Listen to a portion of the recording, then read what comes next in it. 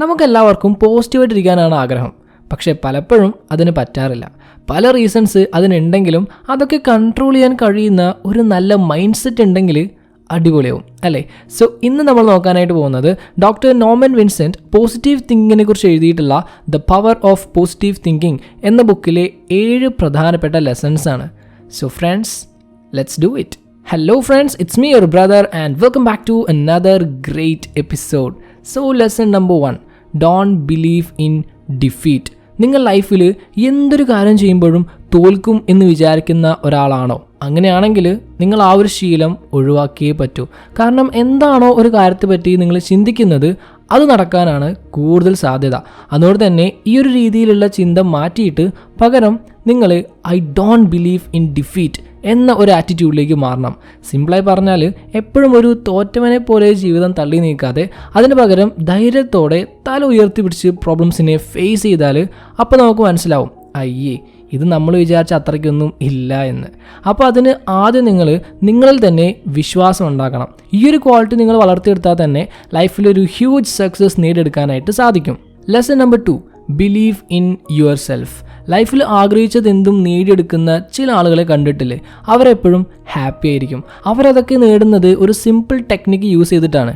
It is called believe in yourself. നിങ്ങൾ ലൈഫിൽ self confidence develop ചെയ്യുകയാണെങ്കിൽ അത് സെൽഫ് റിയലൈസേഷനിലേക്ക് ലീഡ് ചെയ്യും and that leads to success. നമ്മളുടെ ഉള്ളിലെ പവേഴ്സ് കണ്ടെത്തണമെങ്കിൽ അത് നമ്മളെ തന്നെ വിശ്വസിക്കണം. ഒരു പോസിറ്റീവ് പേഴ്സണാലിറ്റി ഡെവലപ്പ് ചെയ്യണം. Lesson number 3, overcome feelings of inferiority and self doubt. നമുക്ക് ലൈഫിൽ ഉണ്ടാകുന്ന ഇൻഫീരിയോറിറ്റി ഫീലിങ്സും സെൽഫ് ഡൗട്ട്സും ഒക്കെ ഒരു ഓവർഫ്ലോയിങ് ഫെയ്ത്ത് വെച്ച് കഴിഞ്ഞാൽ മാറ്റാവുന്നതേ ഉള്ളൂ. അതായത് നിങ്ങളെയും അതേപോലെ നിങ്ങൾ ആരാധിക്കുന്ന ഒരു ശക്തി ഉണ്ടാവുമല്ലോ, അതിനെയും ഉറച്ച് വിശ്വസിച്ചാൽ മാത്രം മതി. ഇത് നിങ്ങൾക്ക് ഒരു ഹംബിൾനെസ് നൽകുകയും നിങ്ങൾ ചെയ്യുന്ന ആ ഒരു പ്രോസസ്സ് എൻജോയ് ചെയ്യാനായിട്ട് സഹായിക്കുകയും ചെയ്യും. മറ്റൊരു വഴിയെന്ന് പറയുന്നത് നിങ്ങളുടെ ഒരു സക്സസ്ഫുൾ ആയ പിക്ചർ നിങ്ങളുടെ മനസ്സിൽ പ്രിൻ്റ് ചെയ്ത് വെക്കുക എന്നുള്ളതാണ്. എന്നിട്ട് ആ ഒരു പിക്ചറിൽ ഉള്ളതുപോലെ തന്നെ നിങ്ങളാകും എന്ന് ഒരു സംശയമില്ലാതെ നിങ്ങൾ വിശ്വസിക്കുക. ഈ ഒരു രീതി കൊണ്ട് ഉദ്ദേശിക്കുന്നത് നമ്മൾ കോൺസ്റ്റൻ്റ് ആയിട്ട് ചിന്തിക്കുന്നത് നമ്മളിലേക്ക് എത്തുക തന്നെ ചെയ്യും. സോ നെഗറ്റിവിറ്റിയെയും ഫെയിലിയറിനെ പറ്റിയും ചിന്തിക്കാതെ പോസിറ്റീവായിട്ടിരിക്കുക. സോ ഫ്രണ്ട്സ്, നമുക്കറിയാം ഇതുപോലെ നല്ല അറിവുകൾ കിട്ടാനായിട്ട് ഹെൽപ്പ് ചെയ്യുന്നൊരു കാര്യമാണ് ബുക്ക് വായിക്കുക എന്നുള്ളത്. ബട്ട് പലർക്കും ഇന്ന് ബുക്ക് വായിക്കാനായിട്ട് അങ്ങനെ ടൈം കിട്ടാറില്ല. അത് സോൾവ് ചെയ്യാനാണ് ഓഡിയോ ബുക്സ്. നടക്കാൻ പോകുമ്പോഴും ജോയിങ്ങിന് പോകുമ്പോഴും കിച്ചണിലാവുമ്പോഴും ഒക്കെ നിങ്ങൾക്ക് ഓഡിയോ ബുക്സ് കേൾക്കാൻ പറ്റും.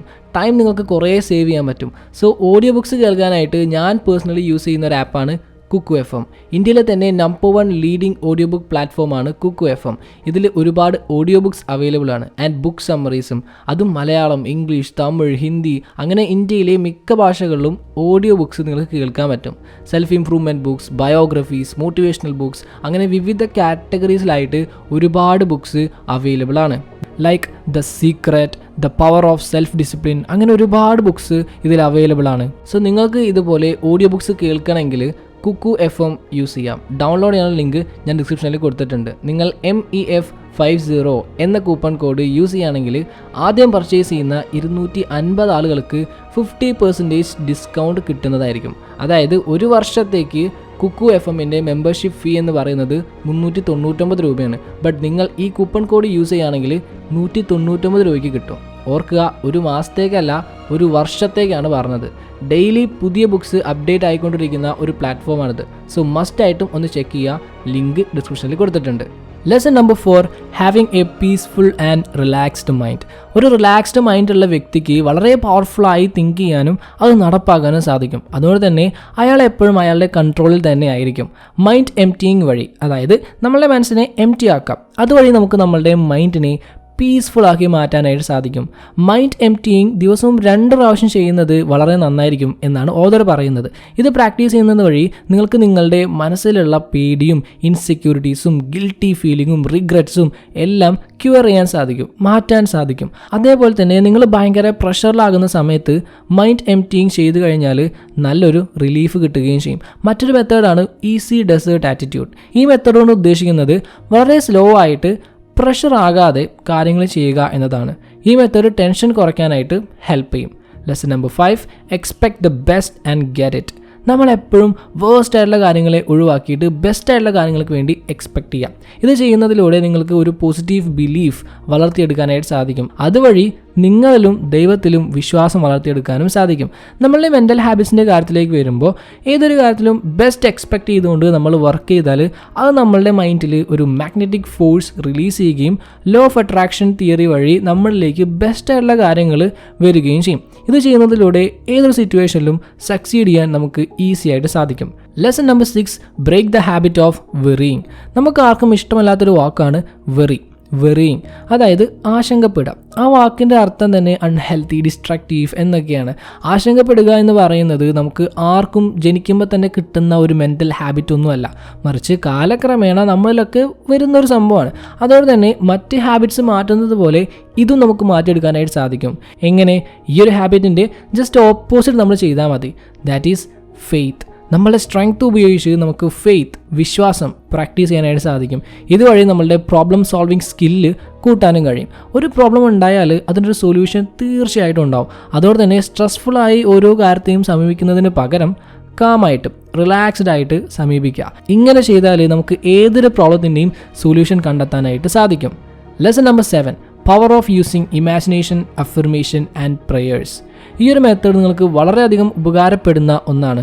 മാത്രമല്ല ഈ മെത്തേഡ് ഉപയോഗിച്ച് നിങ്ങളുടെ ഹാബിച്വൽ തിങ്കിങ് പാറ്റേൺ തന്നെ മാറ്റാനായിട്ട് സാധിക്കും. അതുവഴി നിങ്ങളുടെ പേടികളെയും ദേഷ്യത്തെയും നെഗറ്റീവ് തോട്ട്സും എല്ലാം നിങ്ങൾക്ക് മാറ്റിയെടുക്കാനായിട്ട് സാധിക്കും. ഇമാജിനേഷൻ, അത് തന്നെ നിങ്ങളുടെ മനസ്സിൽ നിങ്ങളുടെ ഒരു സക്സസ്ഫുൾ ആയ പിക്ചർ പ്രിപ്പയർ ചെയ്ത് വെക്കാം. അഫർമേഷൻ, നമുക്ക് എന്താണ് വേണ്ടത് എന്ന് നമ്മൾ അഫേം ചെയ്യാം.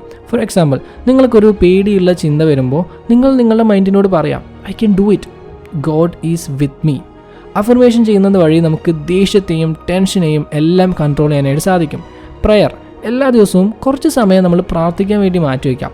ആ ഒരു ടൈമിൽ നമ്മൾ ഏതൊരു ശക്തിയാണോ നമ്മളുടെ ദൈവമായിട്ട് കാണുന്നത് അവരുടെ പ്രസൻസ് ഫീൽ ചെയ്യാൻ ശ്രമിക്കുക. Just feel their presence and try to be fully of them.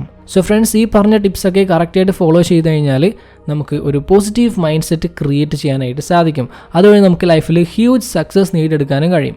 So എപ്പോഴും ഒരു പോസിറ്റീവ് ആറ്റിറ്റ്യൂഡ് മെയിൻറ്റെയിൻ ചെയ്യാം. Okay, so that's all for today. I hope this video was useful for you. അങ്ങനെയാണെങ്കിൽ തീർച്ചയായും ഒന്ന് like ചെയ്യുക, share ചെയ്യുക, കൂടുതൽ വീഡിയോസിനായിട്ട് ചാനൽ സബ്സ്ക്രൈബ് ചെയ്ത് സപ്പോർട്ട് ചെയ്യുക. So thank you so much for your time. Have a nice day.